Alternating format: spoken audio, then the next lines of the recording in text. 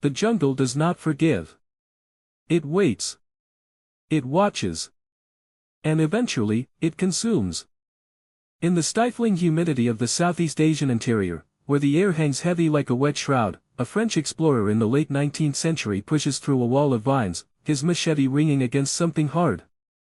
It is not stone. It is not wood. It is brick. Red, blood-colored brick, burning in the twilight. He stumbles into a clearing and looks up, his breath catching in his throat. Looming over him are tower temples, jagged like broken teeth against the darkening sky. They are the skeletons of a dead civilization, silent sentinels standing guard over a kingdom that vanished into the mist. There is no mortar holding these bricks together, only a mysterious resin and the crushing weight of centuries. Inside the sanctuary, the air is stale, smelling of bat guano and ancient incense. A statue of a goddess, perhaps Shiva, perhaps a local deity, stares back at him with eroded eyes. He realizes, with a creeping sense of dread, that he is standing in the graveyard of a maritime empire that once dominated these seas for 1,000 years, a people known as the Champa, who rose from the coast and were swallowed by the earth. This is not merely a ruin, it is a warning.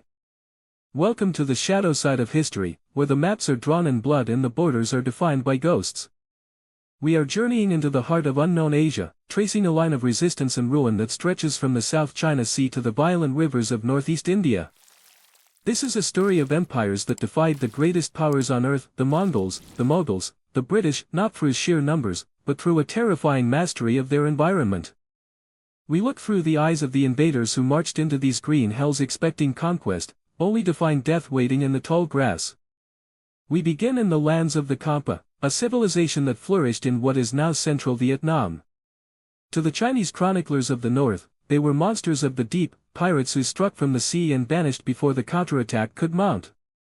To the French colonists who later tried to catalogue their remains, they were an enigma, a ghost kingdom that left behind inscriptions in Sanskrit and a legacy of brick towers that even modern American bombs could not entirely erase. Imagine the coast of Vietnam in the 12th century. It is a rugged, hostile spine of mountains dropping sharply into the sea, a landscape the Vietnamese call a shoulder yoke carrying 2 baskets of rice, but for the Khans, it was a fortress.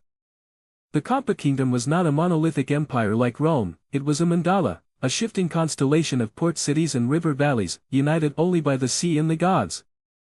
They were masters of the waves, their ships with junk sails cutting through the turquoise waters long before European keels touched these shores. But their true power lay in their architecture, which defies explanation even today. When you stand before the Paklonggarai Towers, you are looking at a construction technique that baffled Western engineers. The bricks were fired at low temperatures and bonded with a vegetable resin, creating a seamless, organic skin that has resisted the rot of the jungle for nearly a millennium. Legend speaks of King Paklonggarai, a man who began as a humble cowherd and rose to become a god king, a ruler who understood that to survive in this unforgiving land, one must become as hard and enduring as the baked earth itself. But the Champa were not alone in this green abyss. Just over the mountain passes, in the steaming plains of Cambodia, lay their eternal rivals, the Khmer. The relationship between these two giants was written in fire. In 1177, the Khans did the unthinkable. They navigated their war canoes up the Mekong River, crossed the Great Tunnel Sap Lake, and sacked the glittering capital of Angkor, killing the Khmer king. It was a shock that reverberated through the medieval world. The Khmer Empire, the builder of the largest religious monuments on earth, had been brought to its knees by the sailors from the east. But from the ashes of that burning city rose a figure who would become a legend, a man whose stone face still smiles enigmatically from the towers of the Bayon Temple, Jayavarman VII. Jayavarman VII was not a young man when he took the throne, he was in his 50s, a survivor who had witnessed the humiliation of his people. He did not just rebuild, he transformed. He rejected the old Hindu gods who had failed to protect the city and embraced Mahayana Buddhism, the path of compassion, yet he waged war with a ferocity that shattered the Cham occupation. When you walk through the ruins of Angkor Thom today, you are walking through the physical manifestation of his mind. The Bayon Temple, with its 216 massive stone faces looking in all directions, is not just art, it is a psychological weapon. To the Western explorers who stumbled upon it centuries later, submerged in the jungle, it was a terrifying sight, a mountain of stone eyes watching you from every angle, the gaze of a king who saw everything, a surveillance state carved in rock. The bas-reliefs on the walls tell the story of the Cham invasion, depicting the chaos of battle, the war canoes colliding, the bodies falling into the water to be eaten by crocodiles. It is a brutal, honest history etched in stone, a reminder that in this part of the world, civilization is a fragile island in a sea of violence. As we move west, leaving the humid jungles of Indochina for the riverine valleys of Assam and northeast India, the atmosphere shifts. Here, the threat did not come from the sea, but from the west, the relentless, crushing weight of the Mughal Empire. By the 17th century, the Mughals had swallowed nearly all of India. They were the superpower of the age, their armies vast, their cannons roaring, their generals adorned in silk and steel. But they had never conquered Assam. The Ahom kingdom, nestled in the Brahmaputra valley, was a land of sorcery and witchcraft in the eyes of the Mughal chroniclers, a place where men turned into birds and the water itself was poison to foreigners. The Mughals called it the Nook of Death. And the architect of this nightmare for the invaders was a general named Lakhit Barphukan. The year is 1667. The Mughals have taken Guwahati.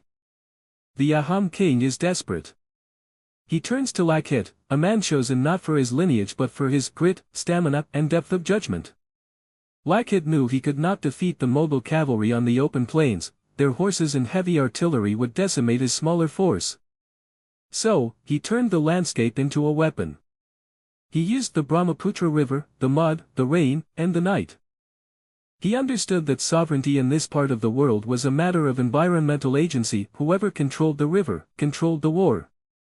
The climax of this struggle, the Battle of Saragat in 1671, reads like a fever dream. Lakhit was dying. His body was racked with high fever, his strength failing. The Mughal fleet was advancing, a massive armada threatening to breach the last line of defense. The Ahom soldiers, seeing the overwhelming odds, began to waver. They loaded their boats, preparing to flee. It was then that Lakhit Barphukan, unable to stand, had himself carried onto his war barge. He lay on a bed on the deck, his eyes burning with a delirious fire. He shouted to his men, his voice cutting through the fog of war, "Tell your men I am going to die on this spot, and I never think of abandoning my charge. I have bought a slice of earth on the top of Chilla Hill which will provide sufficient accommodation for my remains." The sight of their dying general charging headlong into the enemy fleet galvanized the Ahom army. It was a suicide mission that turned into a slaughter. They utilized a Bakari boat formation, small, agile vessels that swarmed the heavy Mughal ships like hornets. The river turned red. The Mughal admiral, Munawar Khan, was shot dead while smoking his hookah, confident of victory. The Mughal general, Ram Singh, a proud Rajput warrior, was forced to retreat, leaving behind a letter that stands as the ultimate testament to his defeat: "Glory to the king. Glory to the counselors. Glory to the commanders. One single individual leads all the forces. Even I, Ram Singh, being personally on the spot, have not been able to find any loophole." But Lakhit's war was not just physical, it was psychological. He played on the Mughals' deepest fears of the exotic and the occult. During the standoff, he ordered his men to build a rampart of sand overnight. When the Mughal envoys arrived and saw the formidable barrier that had appeared from nowhere, they were shaken. Lakhit sent them messages claiming his army contained Rakshasas, demons who devoured men and fought only at night. To the superstitious Mughal soldiers, already terrified of the dark, dense jungles of Assam, this was psychological torture. They began to believe they were fighting not men, but monsters. Lakhit even dressed his soldiers in black garments, equipping them with human legs as clubs, creating a nightmarish silhouette in the moonlight to terrify the enemy spies. It was asymmetric warfare perfected centuries before the term existed. There is a darker side to this discipline, a ruthlessness that defines the survival of these kingdoms. During the construction of the defensive ramparts, Lakhit found the work lagging. The man responsible for the delay was his own maternal uncle. Without hesitation, in front of his troops, Lakhit drew his sword and beheaded him, declaring, "My uncle is not greater than my country." A silence must have fallen over the camp then, a terrifying realization that this man would stop at nothing. It is this absolute, terrifying commitment that allowed a small river kingdom to halt the expansion of an empire that stretched from Afghanistan to the Bay of Bengal. Centuries later, as the British Empire laid its iron tracks across the subcontinent, this spirit of resistance re-emerged in the hills, inhabited by the tribal Naga and Ziliangron people. Here, the resistance took on a mystical, almost messianic quality. Enter Rani Gaidinliu, a girl of only 13, who rose to lead a rebellion against the British crown.